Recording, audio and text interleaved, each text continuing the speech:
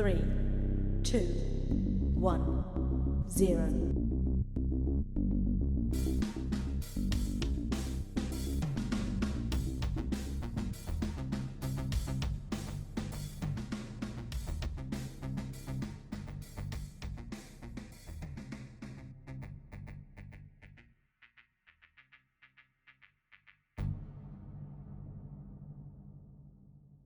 Welcome back to the Raise Your Banner podcast. I'm your host Josh, and today we'll be discussing the general concepts of mental health.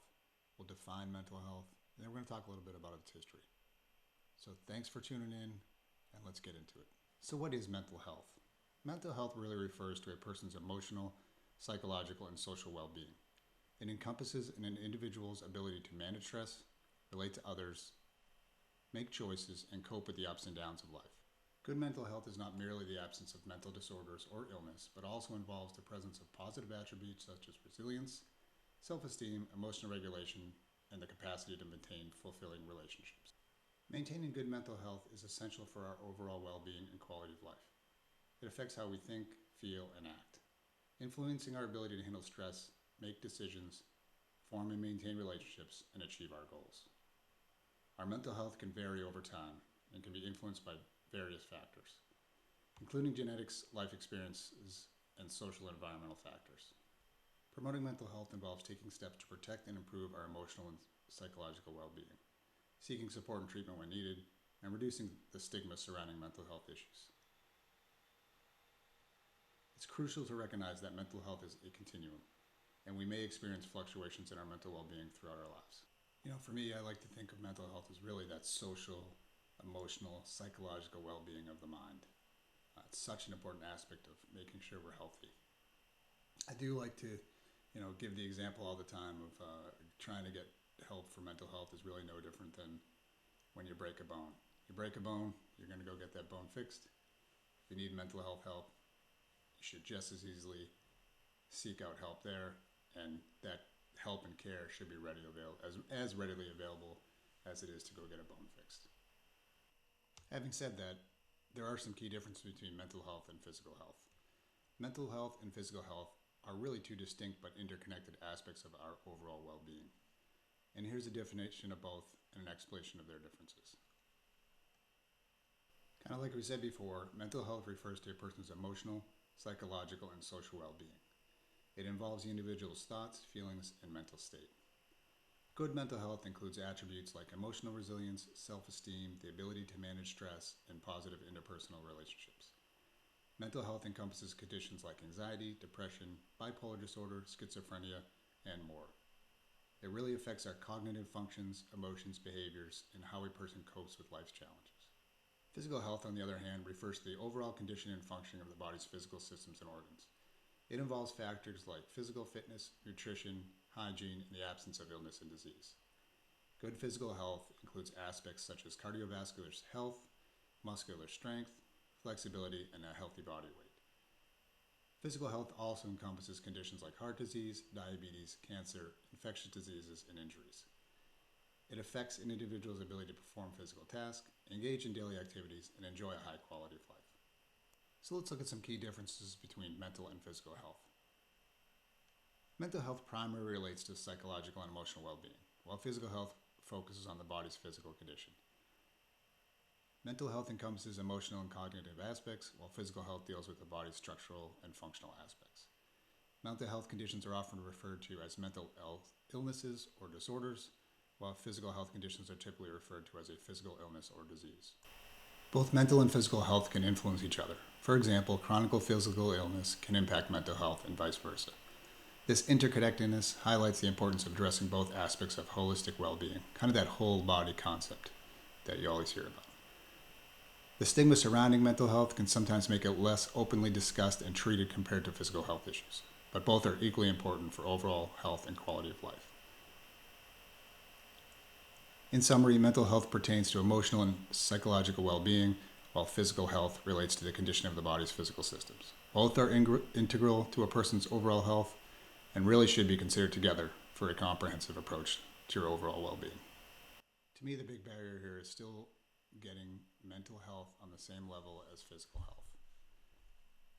We need to change as a society to put the importance of mental health up there with any of our physical health ailments.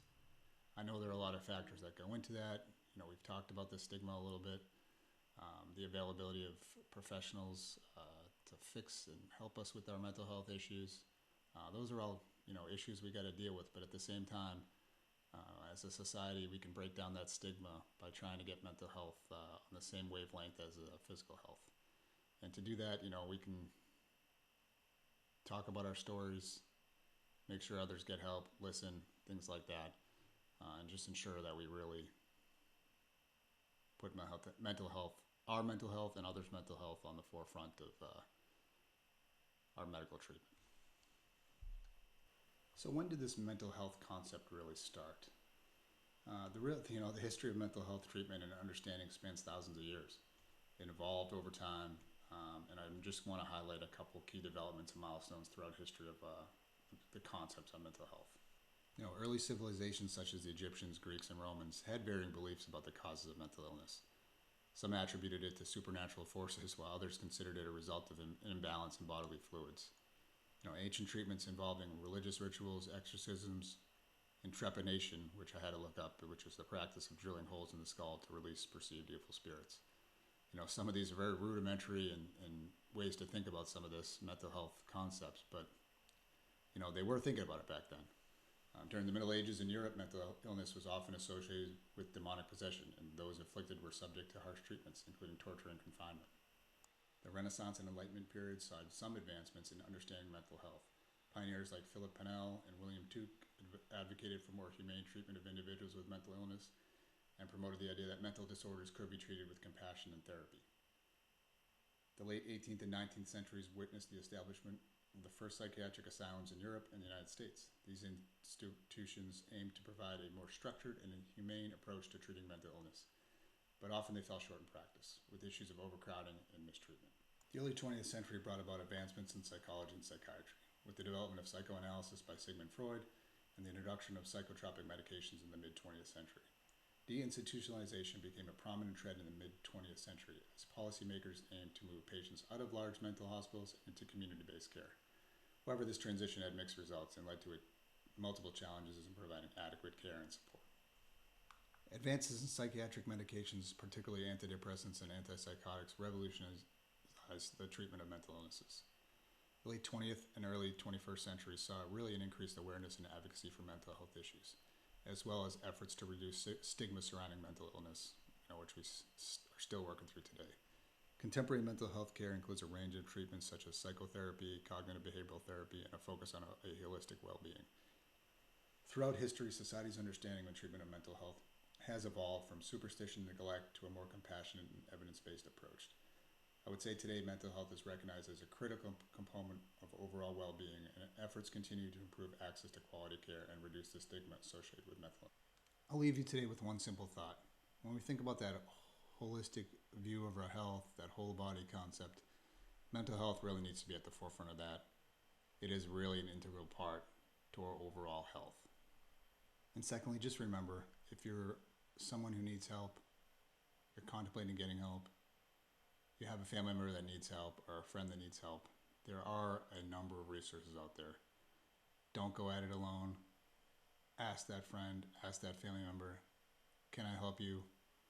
I need help. Seek out those resources. A number of them will be listed in the comments below. But again, you're not alone. Seek those resources out. Raise your banner. As always, I can't thank you, the listener, enough for tuning in. These are such important topics. Your banner if you need help, and raise your banner to let others know you're a safe person to turn to. Until next time, stick around and keep on moving forward. Research conducted by Matrixa Research Group. Artwork created by Jenna Bordinger at jbordingerart.com or at jbordinger_art on Instagram. And music by Josiah Renton, DJ Slowbro.